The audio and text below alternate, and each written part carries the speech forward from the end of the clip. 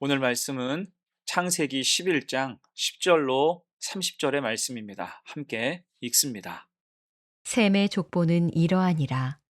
셈은 100세 곧 홍수 후 2년에 아르박삿을 낳았고 아르박삿을 낳은 후에 500년을 지내며 자녀를 낳았으며 아르박삿은 35세에 셀라를 낳았고 셀라를 낳은 후에 403년을 지내며 자녀를 낳았으며 셀라는 30세에 에벨을 낳았고 에벨을 낳은 후에 403년을 지내며 자녀를 낳았으며 에벨은 34세에 벨렉을 낳았고 벨렉을 낳은 후에 430년을 지내며 자녀를 낳았으며 벨렉은 30세에 르우를 낳았고 르우를 낳은 후에 209년을 지내며 자녀를 낳았으며 르우는 32세에 스룩을 낳았고 스룩을 낳은 후에 207년을 지내며 자녀를 낳았으며 스룩은 30세에 나홀을 낳았고 나홀을 낳은 후에 200년을 지내며 자녀를 낳았으며 나홀은 29세에 데라를 낳았고 데라를 낳은 후에 119년을 지내며 자녀를 낳았으며 데라는 70세에 아브람과 나홀과 하란을 낳았더라. 데라의 족보는 이러하니라. 데라는 아브람과 나홀과 하란을 낳고 하란은 롯을 낳았으며 하란은 그 아비 데라보다 먼저 고향 갈대아인의 우르에서 죽었더라. 아브람과 나홀이 장가들었으니 아브람의 아내의 이름은 사레며 나홀의 아내의 이름은 밀가니 하란의 딸이요 하란은 밀가의 아버지이며 또 이스가의 아버지더라. 사레는 임신하지 못하므로 자식이 없었더라. 생명의 계보라는 제목으로 말씀 증거합니다. 오늘 말씀은 노아의 아들인 셈의 족보예요. 이미 우리는 셈의 족보를 10장에서 접한 바가 있지요. 자, 그런데 왜 다시 셈의 족보를 언급하고 있을까요? 그것은 전후로 기록 목적이 좀 달라졌기 때문입니다. 10장에서 노아 자손들의 족보를 기록한 이유는 홍수 이후 노아에게 주셨던 생육과 번성의 복이 성취되고 있음을 보여주는 것이 주 목적이었습니다. 자, 그렇게 10장에서 셈의 5대손까지만 기록하고 이제 11장으로 이어질 때 돌연 바벨탑 사건이 기록됩니다. 이 바벨탑 사건이 없었다면 셈의 족보가 한 번에 이어져서 설명이 될 텐데 그 중간에 바벨탑 사건이 들어가 있는 거예요. 이것은 다분히 의도적이죠. 곧 이것은 이 땅을 홍수로 심판하신 뒤 다시 노아에게 은혜 베푸심으로 생육하고 번성할 기회를 주셨지만 그 후손들은 이내 다시 타락해 버렸다는 거예요. 그런 타락의 단적인 예가 바벨탑 사건인 거죠. 한마디로 노아의 후손이라고 해서 다를 게 없다는 것입니다. 그들도 본래는 아담의 후손인 거예요. 곧 원죄의 영향으로 다시 아담처럼 스스로 높아지기를 원하며 바벨탑을 쌓았다가 하나님께서 언어를 혼잡하게 하심으로 온 땅에 흩어지게 된 것입니다. 자, 그럴 때 다시 오늘 본문의 족보 이야기로 이어지죠. 곧 이렇게 하신 것은 그럼에도 하나님은 그들을 포기하지 않으시고 은혜를 베푸신다라는 것을 알려주시기 위함입니다. 이때 먼저 오늘 10절에서 26절까지는 셈의 족보가 나오죠.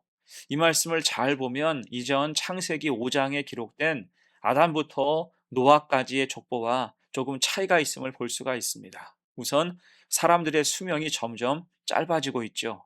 노아 이전의 조상들은 에녹을 제외하고 대부분 900세가 넘는 수명을 가지고 있었지만 노아의 홍수 이후에는 수명이 절반 아래로 줄어듭니다. 이것은 노아의 홍수 이후에 자연의 변화가 생겨서 수명에도 영향을 준 것으로 추측해 볼 수 있습니다. 또한 5장의 족보에서는 낳았고 지내며 죽었더라라는 말이 반복되어서 정리되지만 오늘 11장에 기록된 족보는 낳았고 지내며라는 말만 기록하고 있고 죽었더라라는 표현은 나타나지 않습니다. 그 창세기 5장의 족보는 인간의 범죄로 인하여서 결국 죽을 존재가 됨을 강조한 것이라면 오늘 11장은 죽음에 초점을 맞춘 것이 아니라 하나님의 은혜가 흘러가는 모습에 초점을 맞췄다고 할 수 있어요. 그럴 때 이 족보는 나중에 누가복음 3장 주님을 포함한 생명의 족보로 연결이 되지요. 그런 의미에서 오늘 말씀은 단순히 셈의 족보로만 보아야 하는 것이 아니라 예수 그리스도를 이 땅에 보내주시기 위한 하나님 은혜의 통로로 바라볼 수 있어야 할 거예요. 곧 인간이 아무리 실패하고 넘어져도 하나님은 당신의 구원 계획을 포기하지 않으신다는 뜻입니다. 자, 그리고 이어서 27절 이하는 아브라함의 스토리로 이어지죠. 빠르게 방대한 족보를 정리하고 훑고 지나가다가 이제 천천히 한 사람을 주목하시는 거예요.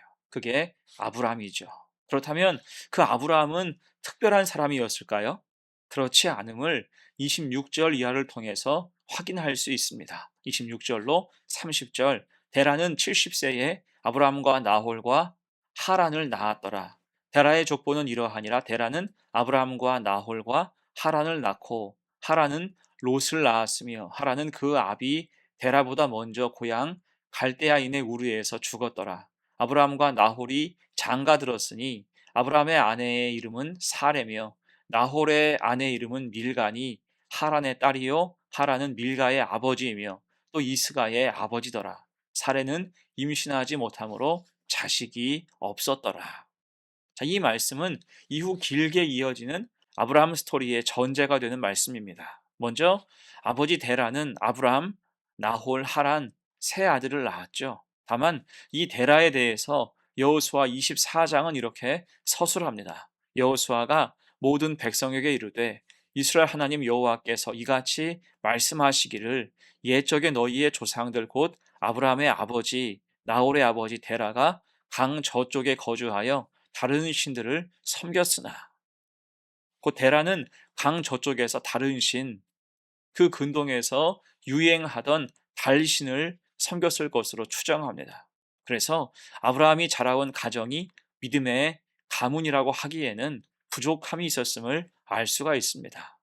신앙의 변질이 있었죠. 또한 데라의 세 아들 중에 하라는 롯을 낳았는데 그 뒤에 아버지 데라보다도 먼저 죽게 됩니다. 그 이유가 무엇인지는 모르지만 형제의 죽음은 아브라함에게도 큰 슬픔이 되었을 것이며 그 아픔과 책임감으로 인해서 아브라함은 이후 롯을 가나안까지 데려갔고 또 그를 위해서 땅을 먼저 양보하고 또 소돔에서 전쟁의 포로로 끌려갔을 때 마치 아버지의 모습처럼 그를 위해서 전쟁도 불사하게 됩니다. 곧 이렇게 아브라함의 가정을 살펴볼 때 여러 문제가 있었음을 확인할 수 있습니다. 아브라함이 좋은 믿음의 가정에서 태어난 것도 아니었고 형제가 일찍 죽는 슬픔도 있었으며 사실 아내의 사례도 아버지의 또 다른 아내의 딸이었습니다. 그 당시에는 근친혼이 비일비재했기 때문이에요. 거기에다 그들 사이에서는 자녀가 생기지 않아서 불임 상태로 살아가야 했습니다. 어떻습니까? 여러 문제가 복잡한 가정이었어요. 하지만 이러한 연약함, 핸디캡이 하나님께서 그를 부르실 때 결격 사유가 되었을까요? 아무런 문제가 되지 않았습니다. 오히려 이런 문제들로 인하여서 마음이 가난하여 하나님을 의지하고 바라볼 수밖에 없는 그의 삶을 친히 돌보아 주셨습니다. 곧 하나님께서 아브라함을 택하신 이유는 그가 대단해서 훌륭하고 믿음이 좋아서가 아니라 오히려 그의 인생이 힘겨워도 함부로 원망하거나 포기하지 않고 그 상황을 직면하며 믿음으로 살고자 했을 때 하나님께서 그를 불러내 주신 것입니다. 자, 이 말씀을 마무리하면서 여러분 창세기 11장에 기록된 바벨탑 사건과 셈의 족보 그리고 아브라함의 가정은 큰 대조를 보입니다. 바벨탑은 크고 화려하고 대단해 보이죠. 그러나 그 결과는 온 땅에 흩어짐을 당하게 돼요. 대신 셈의 족보는 특별한 설명 없이 희미하게 흘러가고 이어지는 것처럼 보입니다. 특히 데라와 아브라함에게서는 아픔과 상실과 결핍이 있는 가정의 모습이 보여요. 그러나 그 아브라함의 가정을 통해서 하나님께서 어떤 구원의 역사를 이루게 하셨고 결국 예수 그리스도까지 이어지는 생명의 계보가 되게 하셨습니다. 여러분 이것이 하나님의 역사예요. 세상의 눈으로 봤을 때 연약하고 볼품없고 아무 기대도 없어 보이지만 하나님이 붙드시면 분명히 달라집니다. 곧 하나님은 부족하고 모자라도 택하시고 세우신 사람들을 통해서 하나님의 구원 역사를 이루어 가시는 겁니다. 그렇게 생명의 계보는 연결되고 이어지며 확장해 가는 거예요. 디모데후서 1장에서 말씀합니다. 하나님이 우리를 구원하사 거룩하신 소명으로 부르심은 우리의 행위대로 하심이 아니요 오직 자기의 뜻과 영원 전부터 그리스도 예수 안에서 우리에게 주신 은혜대로 하심이라. 아멘.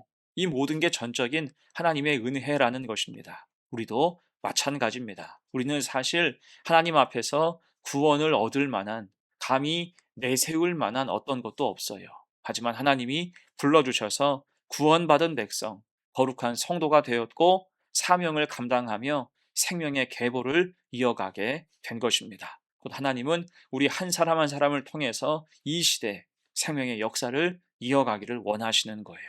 이에 우리는 택함을 받았다는 사실에 감사하며 자부심과 믿음으로 주신 사명을 끝까지 잘 감당하는 성도가 되시기를 간절히 축원합니다. 아멘. 함께 기도합니다. 은혜로우신 하나님 아버지, 오늘도 우리를 택하여 주시고 생명의 계보 가운데 세워주심을 감사합니다. 우리의 연약함과 부족함에도 불구하고 오직 주님의 은혜로 구원받고 거룩한 성도로 불러주셨음을 고백합니다. 바벨탑처럼 우리 힘으로 높아지려 하지 않고 아브라함처럼 주님만 바라보며 믿음으로 살아가게 하옵소서.